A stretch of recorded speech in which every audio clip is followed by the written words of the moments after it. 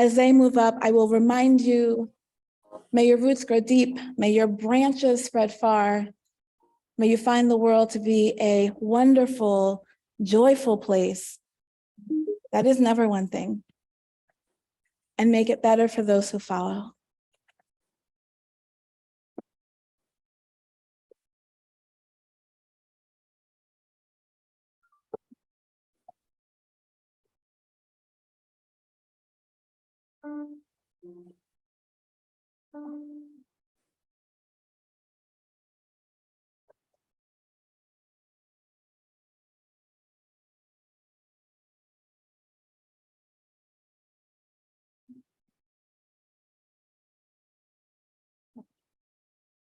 Thank you for having me. Thank you.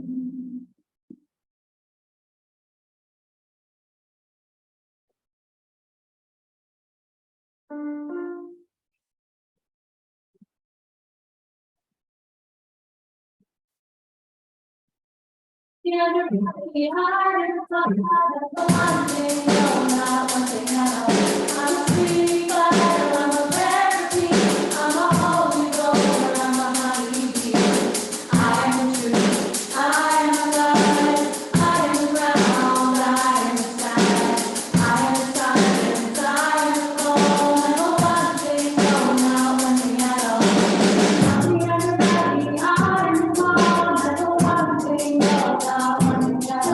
I'm a free fire, I'm a friend.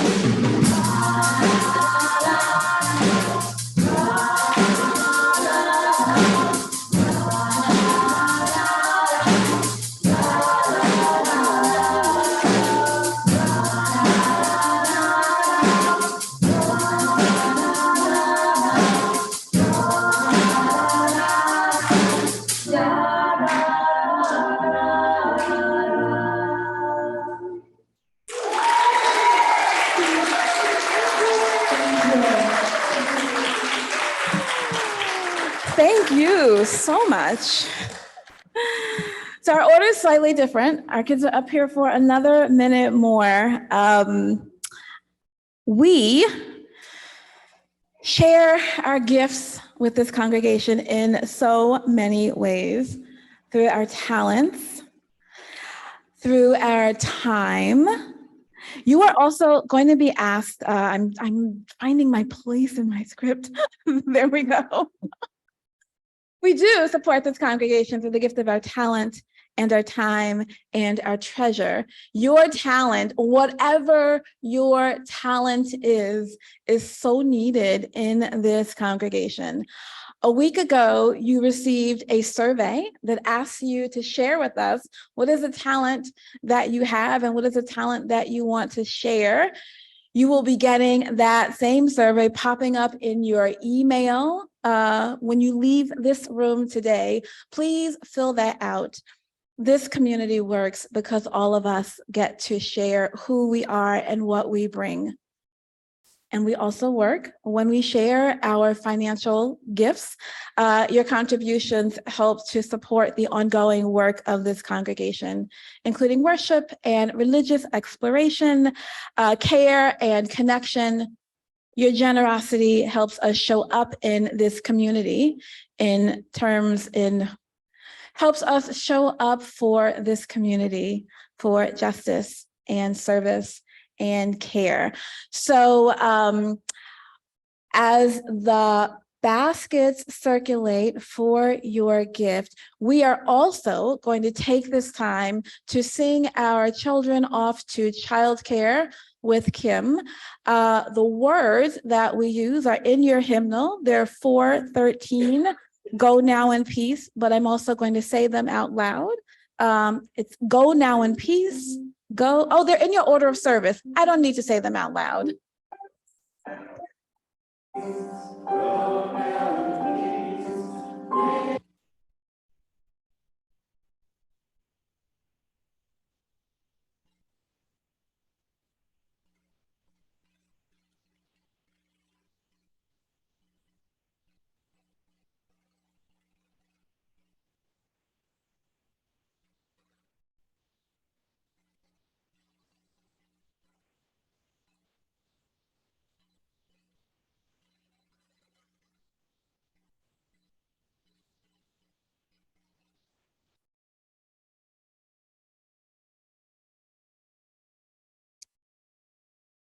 This is one of those fun examples where we, Unitarian Universalists, slightly change the words. So some of us are singing, may the spirit of love surround you everywhere we go. And some of us, because one of us didn't edit very carefully, are singing the song as the author originally intended, which is, may the love of God surround you everywhere you go. May you be surrounded by the love of God, the spirit of love, by love in whatever form it shows up for you.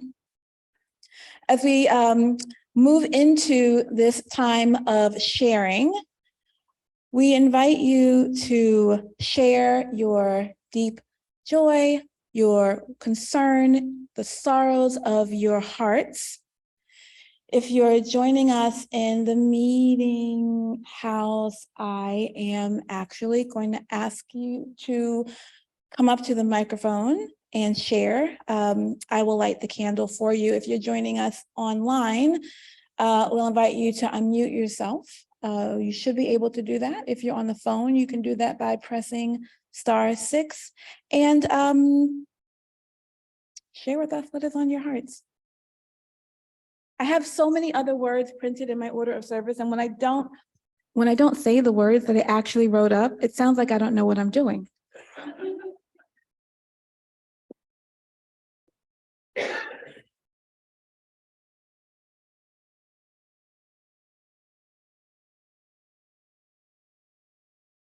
My joy is that I'm going to Germany, Poland, and Switzerland for Christmas.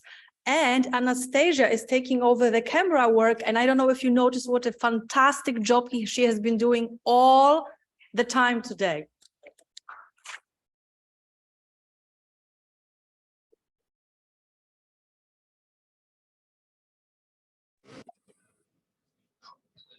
My name's Ken. I have two joys. A big one for us is our son Darius, for quite some time, has wanted to join the military. Even though I'm a total pacifist, I think it's a great thing for him. I really do believe that.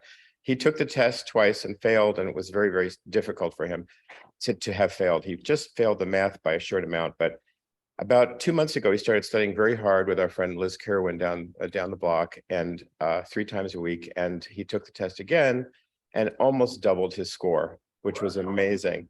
Yeah, it was really great. And so much so that he had to take it a third time, because when you make that big of a gap, they don't trust it. And he got an even higher score the third time.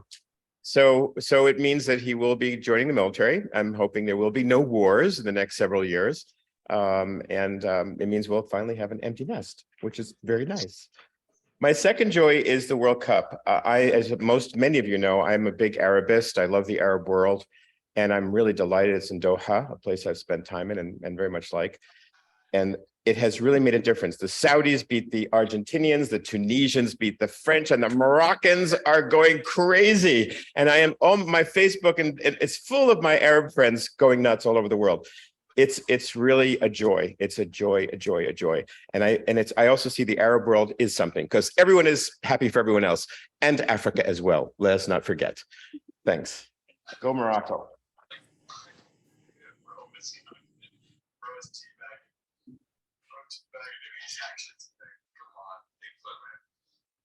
Let us go. I didn't think all three would go off at once. Hello, I'm Eva. I have a joy, and first of all, I want to thank Reverend Kimberly, for talking more about joy. Actually, on my way here, I was like, we got to talk about joys when we go here.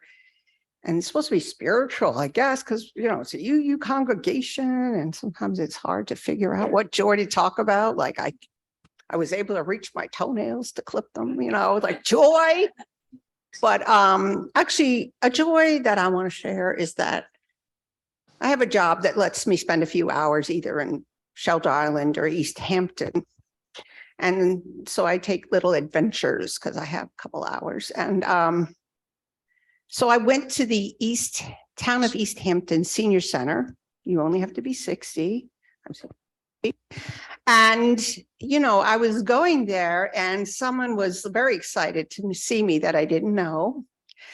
And then like, oh, I'll bring you in here. Here's a cup of coffee, because I have a couple hours. So I want a place I can just get coffee and relax and not have to like buy somewhere.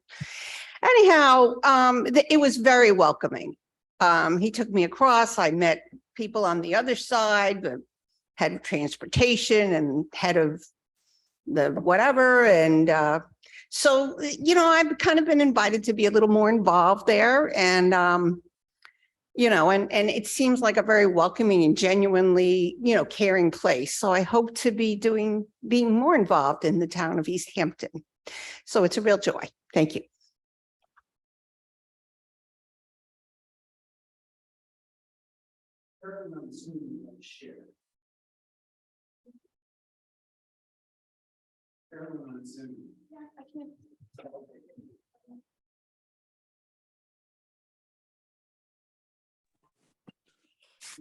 Hi, okay. And I'm president of this congregation, and my joy is to see so many young people and children here today. I know you can't hear the band, but you're always welcome back. Please come back.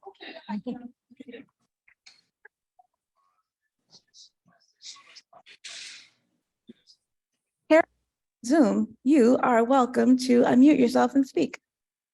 This is Grania. Can you hear me? Can anybody hear me? No. You can. Okay. Hello. I often listen, but I'm not usually. No, I don't think people can hear me. Yes. Okay. Hello. This is Grania Bolin. I often listen, but I'm rarely visible. And I wanted to say what a pleasure it is, not to be visible, but to see you all. And I very much appreciate the message or the reminder to feel joy. And especially for me, yesterday, for a month, I've had something called shingles. And yesterday was my first day when I was almost totally able to put it out of my mind. I didn't hurt as much in all the many places where shingles can hurt. I didn't think that it may last for life, which it may, but it also may not. And here it's the same today. And I have the pleasure of seeing you and going to have the pleasure of listening to Kimberly. And as I wrote in the chat, this sort of dreary thing to bring up now, but there's a new shingles vaccine. I had the old one, which was available in 2017, but I got it anyway. And you get it by chance. So if I were any of us, including me, as soon as I'm up, take the new vaccine. You take it twice. It's utterly, the degree of pain is utterly life throwing. So that's my advice of the morning. Thank you, Grania.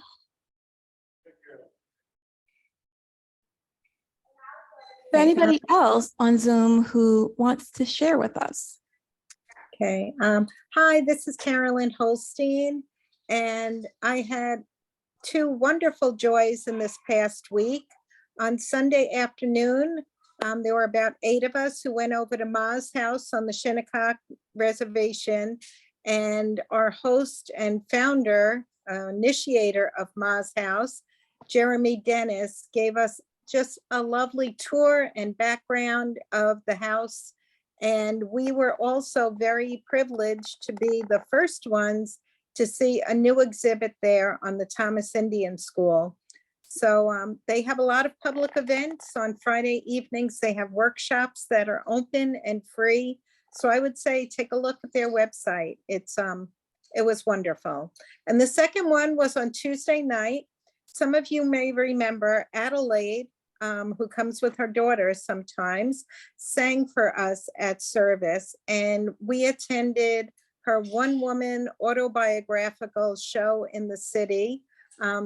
Ingrid was also there, as well as Anastasia. So, and it was wonderful and eye-opening, and she's such a talent. So 2 wonderful things in this past week. So thank you.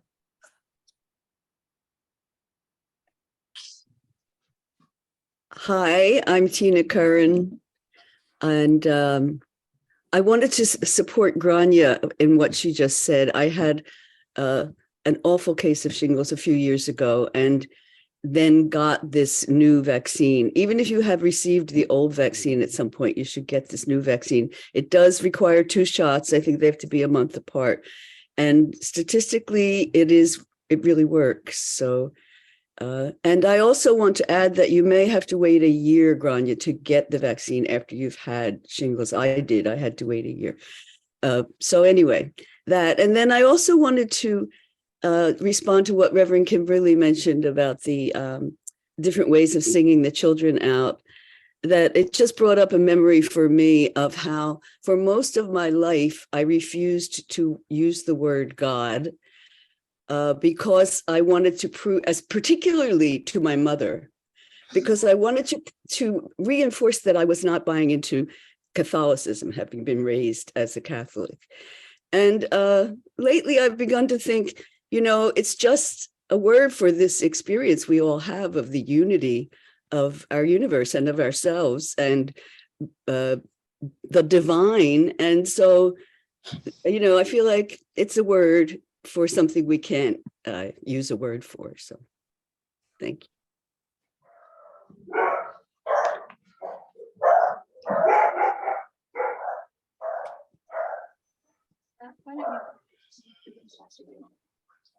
I just wanted to say we have been sort of displaced from our home for the past couple of weeks, and we've been a little on the road.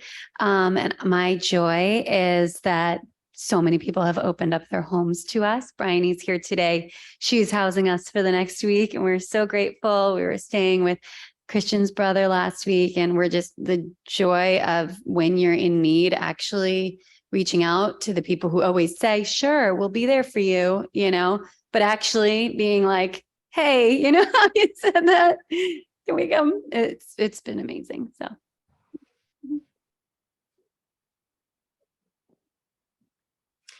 Sue Penny here. A joy is easy to express this weekend as I'm in Virginia visiting my son's family and watching a third performance today of my granddaughter dancing in the Nutcracker. So I'm really enjoying it. And so thrilled to be able to see Emily's woman band, as I was afraid I was going to miss it today. So I'm so glad they're here to perform. They're just terrific.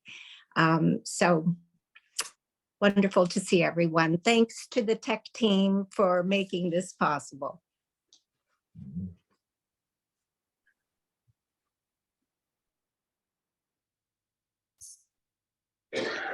We offer our prayers again, just a word for our energy, our intention, our deep hope, our gratitude for the healing that is possible in our world, in our community with medicine and science, for the talent and the kindness and the love that we share in community, for the joy of family coming home for the holidays or us leaving home for the holidays, for all of our suffering and all of our joy, for ourselves and our neighbors. We offer our prayers, hopes, intentions, wishes. May they be amplified. May they carry you into the week ahead. I want to invite you into this deepening of our meditation with a loving kindness meditation, which can sometimes be quite long. So I actually don't know how long this will be. What I do want is to invite you to take a breath.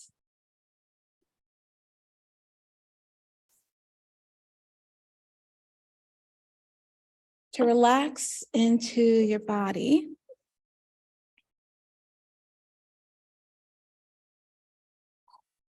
Loving kindness meditation has a few different movements. The first, I'll ask you to think about yourself. Maybe you want to touch a part of your own body that you feel connected to.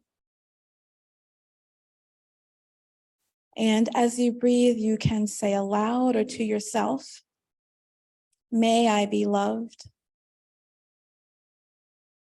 May I be healthy and safe. May I be at peace and at ease.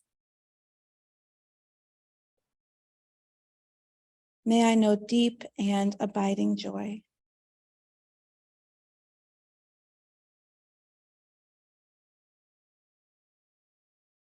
Now I invite you to call to mind someone who you love.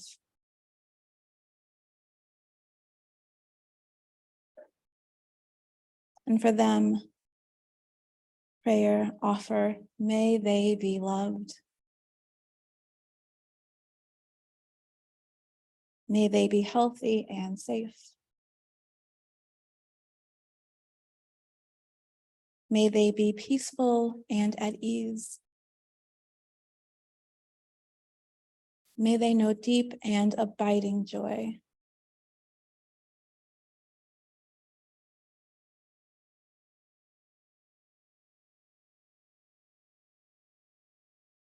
And now, call to mind someone who you struggle with.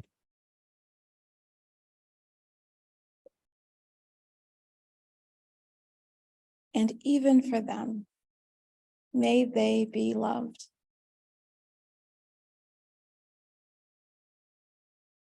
May they be healthy and safe.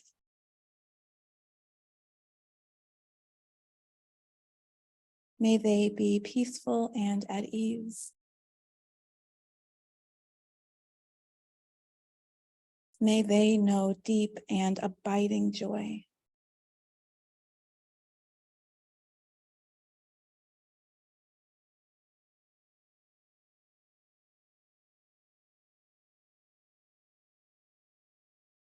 And now extend your thoughts to all who share this earth.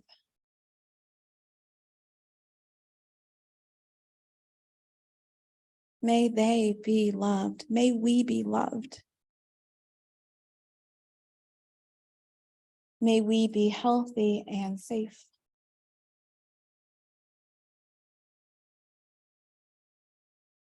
May we be at peace and at ease.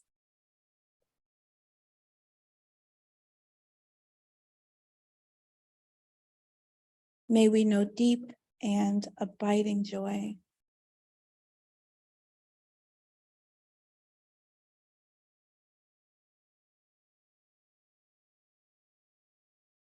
And as you continue to breathe, these words from Alice Walker, Loving Humans, for Aung San Suu Kyi. Loving humans is tricky sometimes. Sometimes a slap in the face is all you get for doing it just right. Loving humans is a job like any other, only more bumps on the way.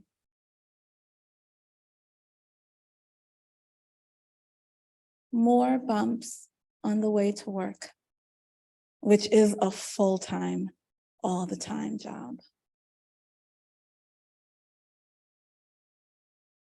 Loving humans makes us want to invite ourselves to tea with rancid dictators we think we can convince of our story side, while all they think about, while we sit and dream, is how they can get away with poisoning our tea. And how if only they had enough tea already brewed, they could waterboard us to death with it.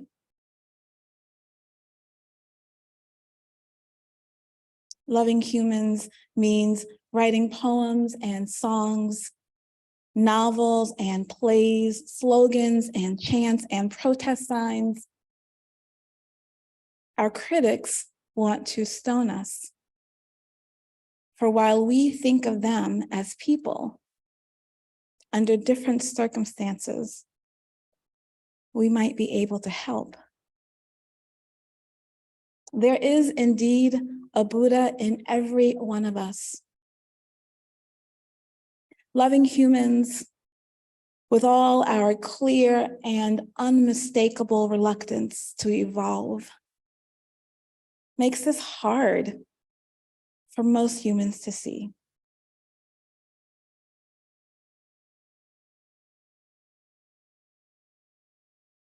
Loving humans is hard.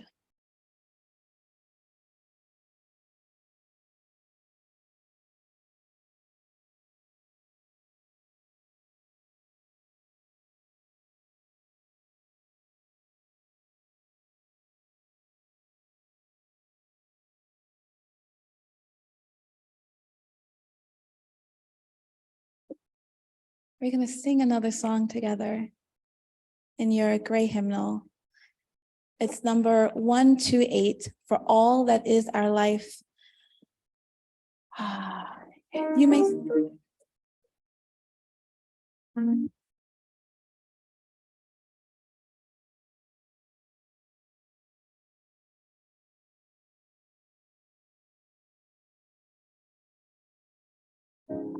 You can stand or sit, whichever feels good.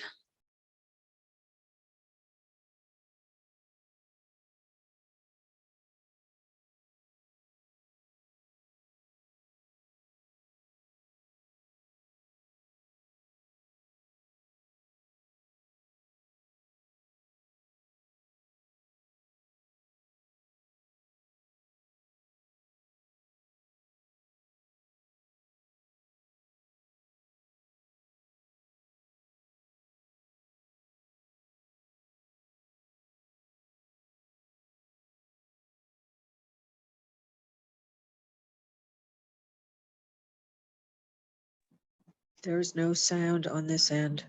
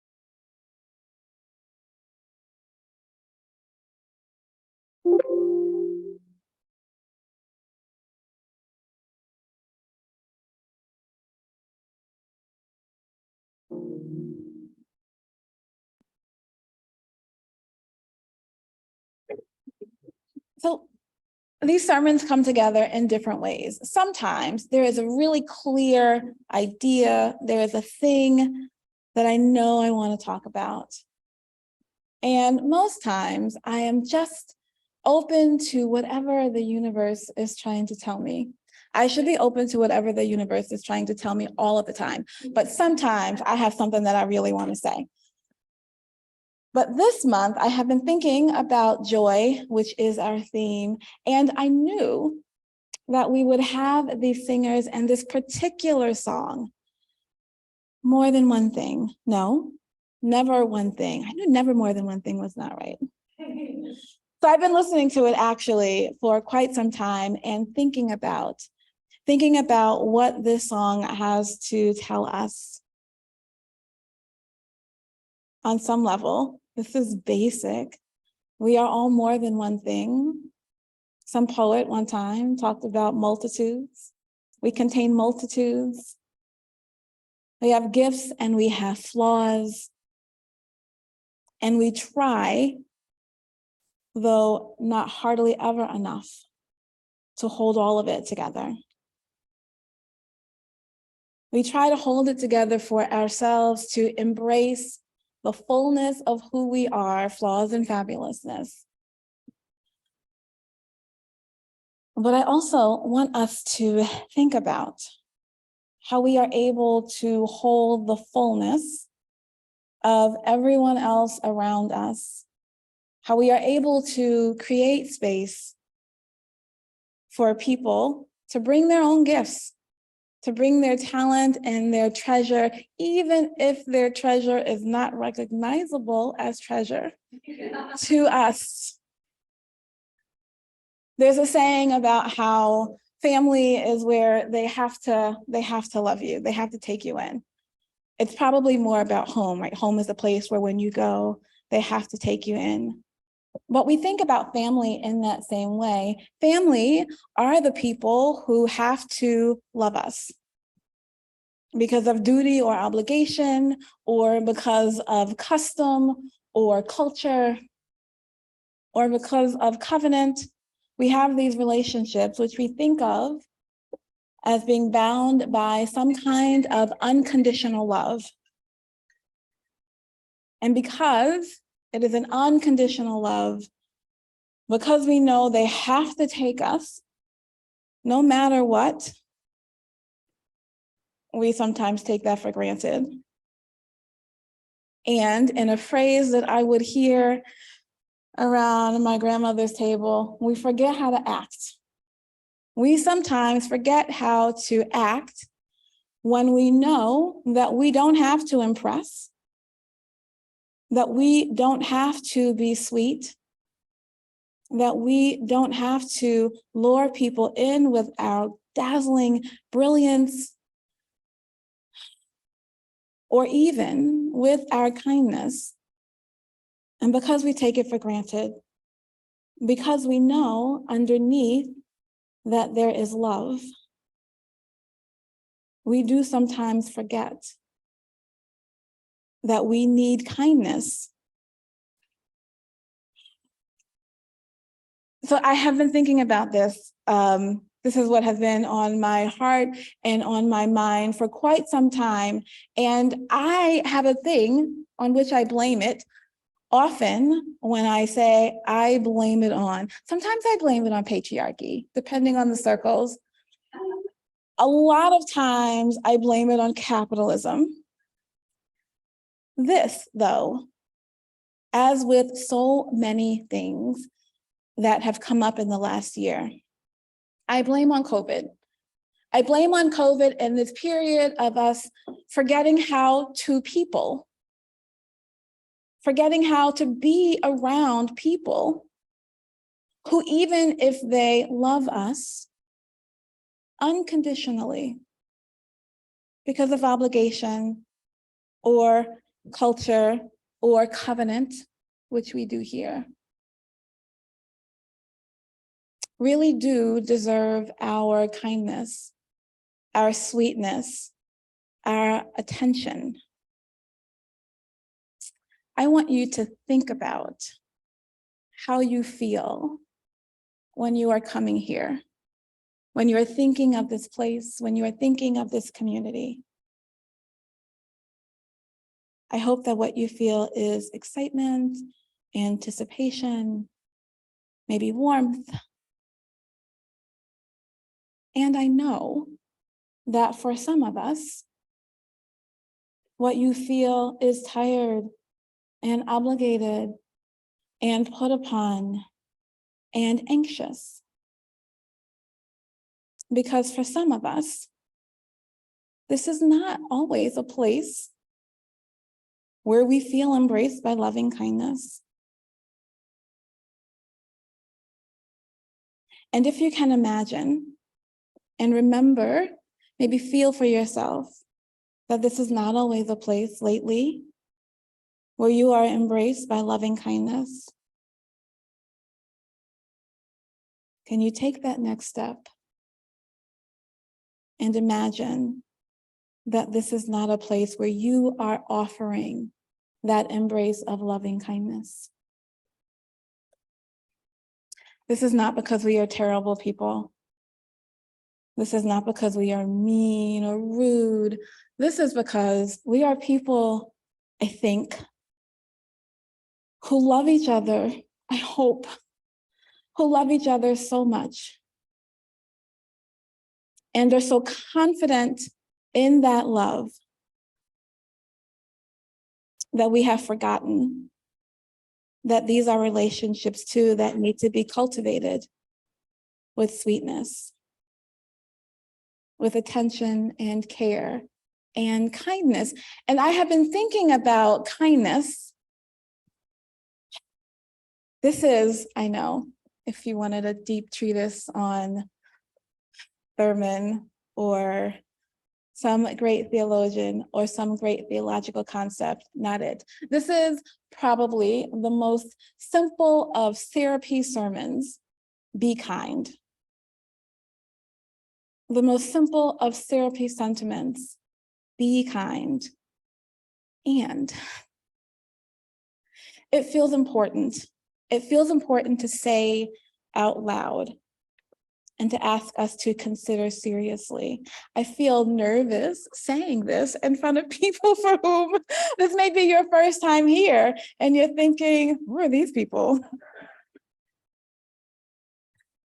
But I don't think it's just these people. I invite you to think about your interactions outside of this building. I invite you to think about your interactions in this community, in the past year, at work, in the grocery store, while you're driving on the walking trail. We can use and we can share a little bit more just simple therapy kindness. And I have been saying kindness in my head, but what someone reminded me last week, I don't know if they know they reminded me of this, is what I really mean is a kind of graciousness. there is wisdom from a few traditions on how we might think about graciousness. The ancient Greeks talked about the graces, right? They were these three goddesses of charm and good humor and beauty. Beauty not about whether or not something is pretty, but beauty about recognizing with awe, right, what is awesome about the world around us.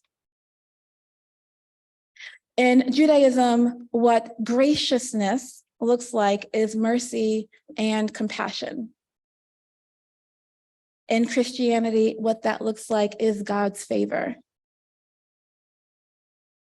In Chinese philosophy, what it looks like is empathy. All around the world, deep into our history, people have given us ideas for how to live in a world with more depth, with kindness, yes, but this kind of graciousness that invites people into community with us. And that actually is what makes community a thing. And so as I'm way over time, I want to give a few examples, a few specifics on what graciousness can look like for us. It is consideration and thoughtfulness. It is thinking of others and acting on that thinking, not just thinking of others. I think to myself that my sister is the most thoughtful person I know. I am also thoughtful. I think a lot about other people. But my sister actually does these amazing things for other people because she has thought of what would make their lives easier, what would make them feel more included, what would make them more comfortable. So this thoughtfulness and consideration, it is humility, not just reveling in the hard work that we have done. We're all working very hard. I'm saying that like it's not important. We are all working very hard. And we live in a culture that rewards us for working very hard, that encourages us to work even harder. Humility, though, invites us to set that aside and to actually see and acknowledge how hard everybody else around us is also working, even when it doesn't look the way we want it to look, even when it doesn't turn out the way we want it to turn out. To recognize how hard everybody else around us is working. And it's easier to set aside wanting the self-acknowledgement for how hard we are working when we know that we will get it from the person sitting next to us. So it's compassion and thoughtfulness and humility and gratitude. Gratitude we talk about all of the time. But gratitude is one of those magic things that sort of cultivate themselves. One of those fake it till you make it things, right? The more that you are actually grateful, the more you find to be grateful for. And again, not just gratitude for the small things, gratitude for the awesomeness around us.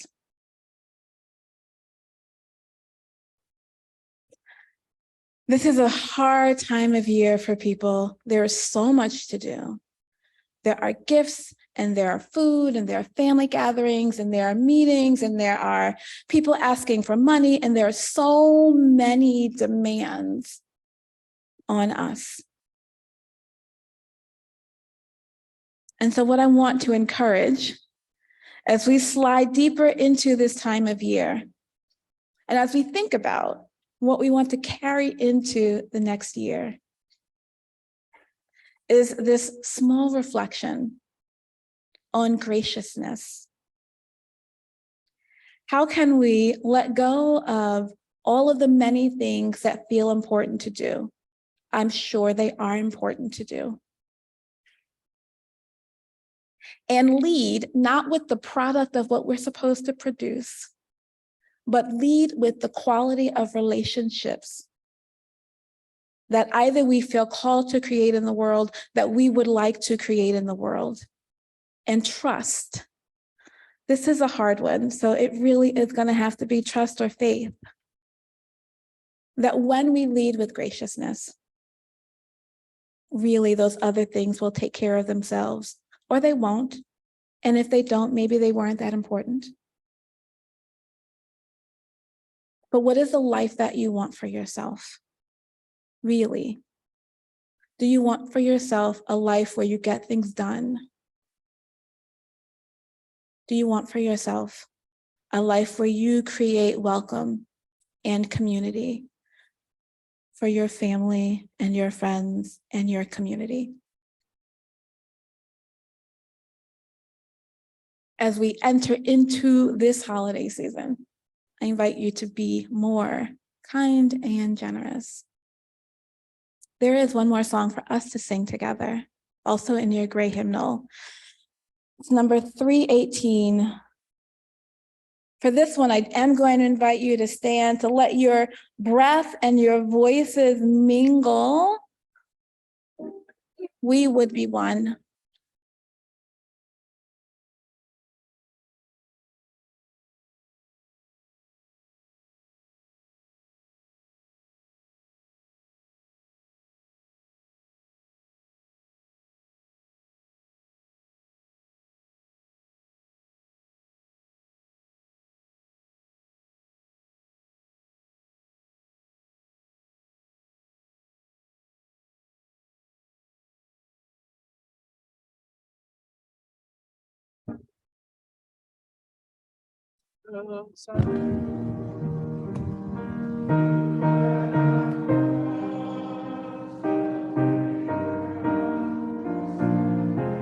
Thank you. We can hear now.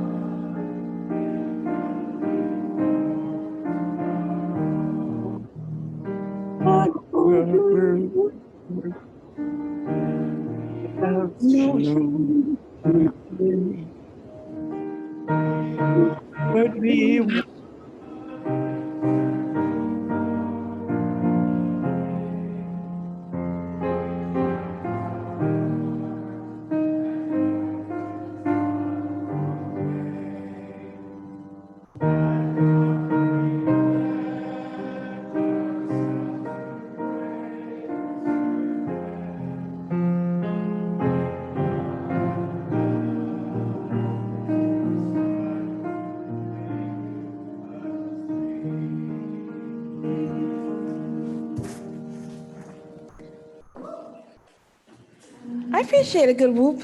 We invite you to join us for refreshments and coffee in our fellowship hall after this service. And if this seems like a place where you might find, we really are quite loving and kind. A community that is even being loving and kind, continuing to strive to be even more so. Then we hope you will come again and find a home here. These closing words are from the Reverend Barbara Cheatham. And now we take our leave. Before we gather here again, may each of us bring happiness into another's life. May we each be surprised by the gifts that surround us. May each of us be enlivened by constant curiosity. And may we remain together in spirit till the hour we meet again. We extinguish our flame with those words printed in your order of service. We extinguish this flame, but not like truth.